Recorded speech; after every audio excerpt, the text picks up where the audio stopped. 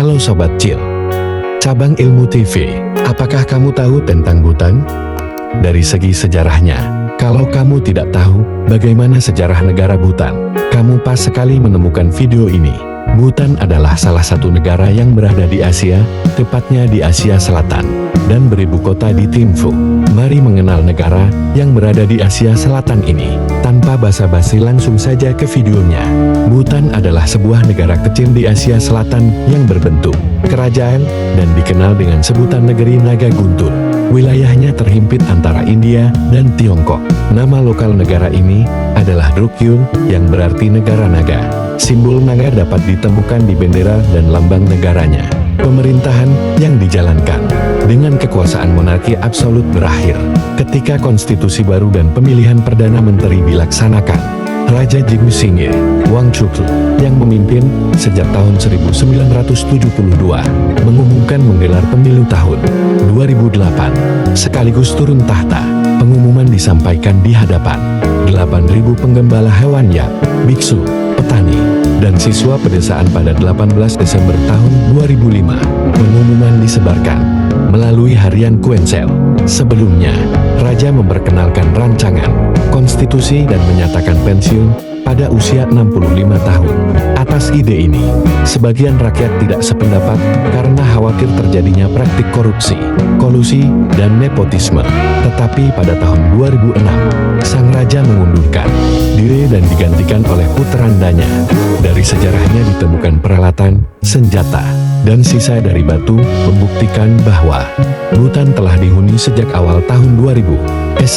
Para sejarawan telah berteori bahwa negara Lhomon Harvia, kegelapan dari selatan, atau monyol tanah gelap, referensi pada Monpa, penduduk asli Bhutan, sudah ada antara 500 sebelum Masehi dan 600 Masehi. Nama Lhomon Sendenjong negeri Cendana, dan Lhomon Hashi, atau Mon Selatan, negeri empat tujuan, telah ditemukan dalam kronik Bhutan dan Tibet kuno.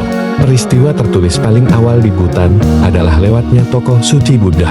Padmasambhava juga disebut Guru Rinpoche pada abad ke-8. Sejarah awal Bhutan tidak jelas, karena sebagian besar catatan telah musnah setelah kebakaran di Punaha, ibu kota kuno pada tahun 1827 dari abad ke-10. Perkembangan politik Bhutan amat dipengaruhi oleh sejarah religiusnya.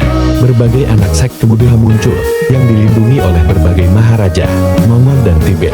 Setelah runtuhnya bangsa Mongol pada abad ke-14, anak-anak sekte itu bersaing satu sama lain demi supremasi dalam bentang politik dan agama. Akhirnya menimbulkan naiknya anak sekte pada akhir abad ke-16 hingga abad ke-17. Bhutan ada sebagai fiefdom yang saling berperang hingga dipersatukan oleh lama Tibet dan pemimpin militer Sabdrung Ngawang Namgyal untuk mempertahankan negerinya dari penggarongan yang sebentar-sebentar dilakukan bangsa Tibet. Namgyal membangun sebuah jaringan Zong benteng tak terkalahkan dan mengumumkan kode hukum yang membantu membawa raja-raja setempat di bawah kendali terpusat. Banyak dari Zong itu yang masih ada.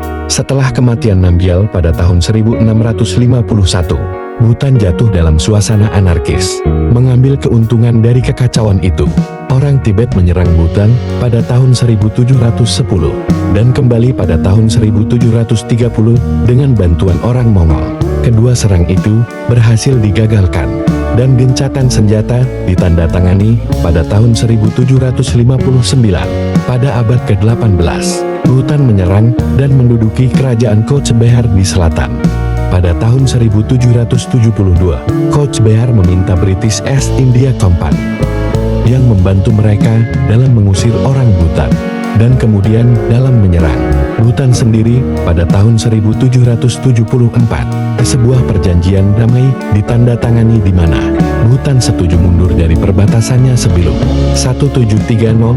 Namun, perdamaian itu renggang dan pertempuran perbatasan dengan Inggris berlangsung hingga ratusan tahun berikutnya. Akhirnya pertempuran itu menimbulkan Perang Duar tahun 1864-1865, konfrontasi atas mereka yang akan mengendalikan orang Duar dari Benggala. Setelah Bhutan kalah perang, perjanjian Sincula ditandatangani antara India, Britania, dan Bhutan sebagai bagian pemulihan perang. bangsa Duar diserahkan kepada kerajaan. Bersatu Britania Raya dan Irlandia dalam pertukaran sewa. Rs. 50,000. Perjanjian itu mengakhiri semua permusuhan antara India, Britania, dan Bhutan. Selama tahun 1870-an, perjuangan kekuatan antara lembah, saingan Paro dan Trongsa, menimbulkan perang saudara di Bhutan. Akhirnya menimbulkan naik tahtanya Ugyen Wangchuck, ponok gubernur Trongsa. Dari basis kekuatannya di Bhutan Tengah, Ugyen Wangchuck mengalahkan para musuh politiknya dan mempersatukan negeri. Ini menyusul beberapa perang saudara dan pemberontakan. Antara tahun 1882-1885, pada tahun 1907, tahun penting di negeri ini, Ugyen Wangchuck dipilih dengan suara bulat sebagai Raja Pusaka negeri ini oleh Majelis Rahib Buddha, pejabat pemerintahan, dan kepala keluarga penting yang menonjol. Pemerintah Britania menyetujui dengan cepat monarki baru ini, dan pada tahun 1910, Bhutan menandatangani perjanjian yang membuat Britania Raya memandu urusan luar negeri Bhutan.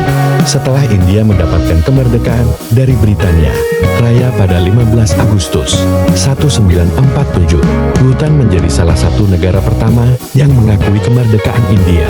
Setelah Britania meninggalkan kawasan ini, sebuah perjanjian yang mirip dengan yang pada tahun 1910 diandatangani pada 8 Agustus tahun 1949 dengan India yang baru merdeka. Setelah pasukan pembebasan rakyat RRT memasuki Tibet pada tahun 1951, Bhutan menyekat perbatasan utaranya dan mengembangkan hubungan bilateral dengan India. Untuk mengurangi risiko gangguan RRT, Bhutan memulai program modernisasi yang didukung sepenuhnya oleh India. Pada tahun 1953, Raja Jigme Dorji Wangchuck mendirikan badan pembuat pul di negeri itu, Majelis Nasional, beranggotakan 130 orang untuk meningkatkan bentuk pemerintahan yang lebih demokratis.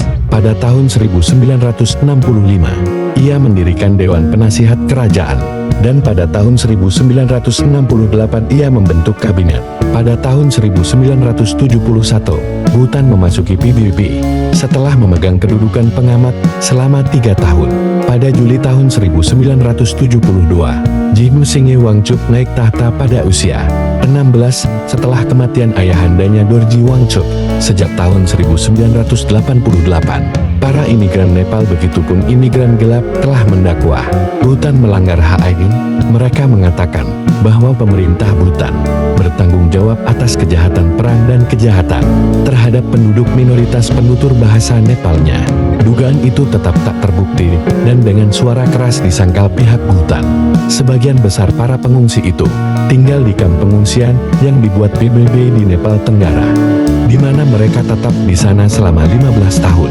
Pada tahun 1998, Raja Jigme Singye Wangchuck memperkenalkan reformasi politik signifikan, memindahkan sebagian besar kekuasaannya kepada PM dan mengizinkan panggilan pertanggungjawaban pada raja oleh 2/3 mayoritas Majelis Nasional. Di akhir tahun 2003, tentara Bhutan berhasil meluncurkan operasi skala besar untuk meredam para pengacau anti-India yang menjalankan kamp pelatihan di Bhutan Selatan. Pada tahun 1999, sang raja juga mencabut larangan TV dan internet, membuat Bhutan salah satu dari negara terakhir yang memperkenalkan TV.